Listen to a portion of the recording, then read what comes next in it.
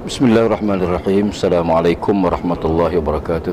Alhamdulillah wassalatu wassalamu ala Rasulillah wa ala alihi wa ashabihi man wala. Para penonton yang dirahmati Allah sekalian, alhamdulillah kita panjatkan syukur pada Allah Taala di atas nikmat dipanjangkan umur dalam kita mentaati perintah Allah. Saya mengambil kesempatan pada hari ini untuk sama-sama mengucapkan selamat menyambut Ma'al Hijrah, tahun baru hijrah kepada seluruh umat Islam khususnya dan seluruh rakyat Malaysia, dalam rangka kita melakukan proses penghijrahan secara total.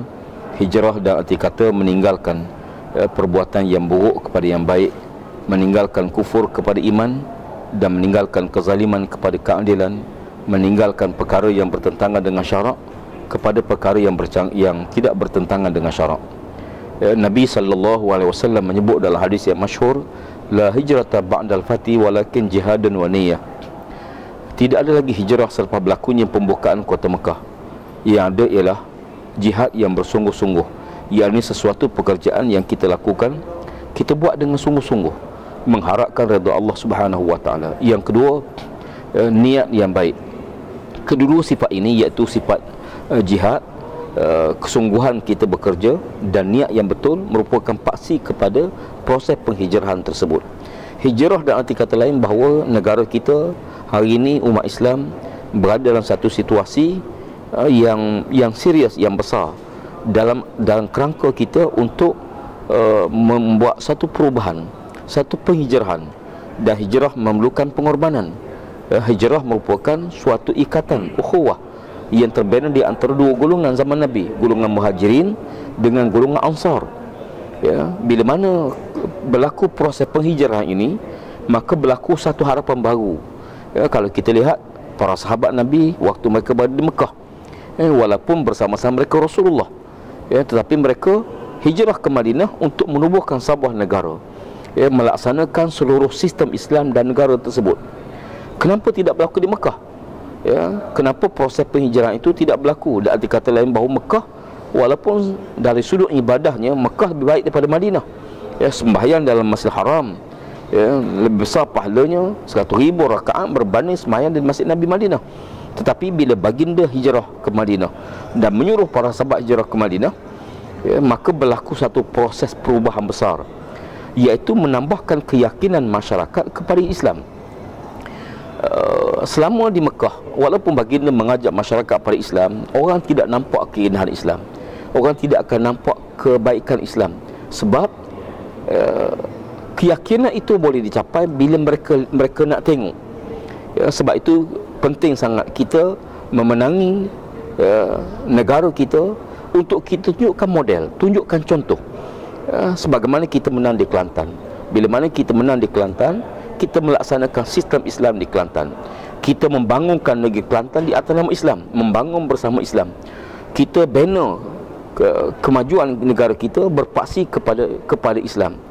Oleh kerana itu, kita berjaya meyakinkan masyarakat terhadap perubahan tersebut. Jadi sebagaimana kata Nabi, najaa awwalu hazil ummah bil yaqin wa zuhdi, wa yuhliku akhiruha bil bukhli wal amali. Generasi berjaya, generasi awal, generasi zaman Nabi dan para sahabat, pertama sebab mereka yakin. Yakin ini pertama kerana mereka tengok, mereka ada bersama Nabi, mereka tengok.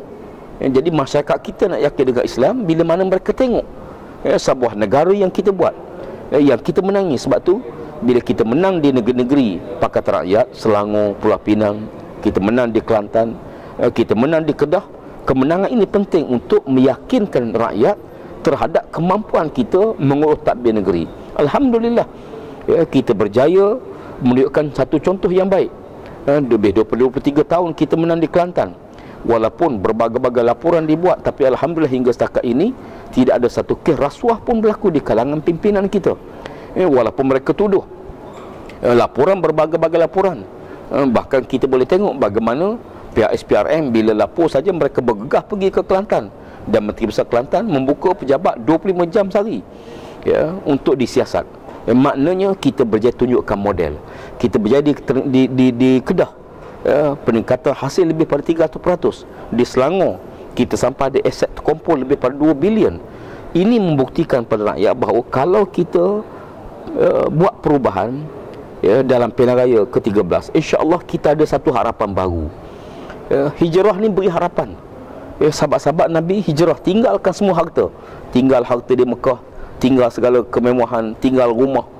Hijrah ke Madinah, berarti meletakkan satu harapan baru. Jadi saya mengambil kesempatan pada hari ini untuk mari kita sama-sama buat satu perubahan. Mari kita berhijrah. Hijrah untuk satu harapan baru negara kita, harapan baru politik negara kita. InsyaAllah kita pun yakin kalau kita bersama-sama buat perubahan, kita akan dapati satu Malaysia yang baru, Malaysia yang adil, yang tidak ada lagi salah guna kuasa, yang tidak lagi rasuah dan penyelewengan, yang kekayaan negara dapat kita kongsi kepada seluruh rakyat. InsyaAllah saya penuh yakin bila rasuah dapat kita bendung, ketirisan dapat kita bendung, penyalahgunaan dapat kita bendung, kita akan melihat sebuah negara yang baik, baldatun thayyibatun wa rabbun ghafur. Itulah hasrat kita, itu cita-cita kita, itu keinginan kita bersama. Selamat menyambut hijrah. Mudah-mudahan hijrah kita benar-benar membawa arti besar bagi negara kita. Sekian, Assalamualaikum warahmatullahi wabarakatuh.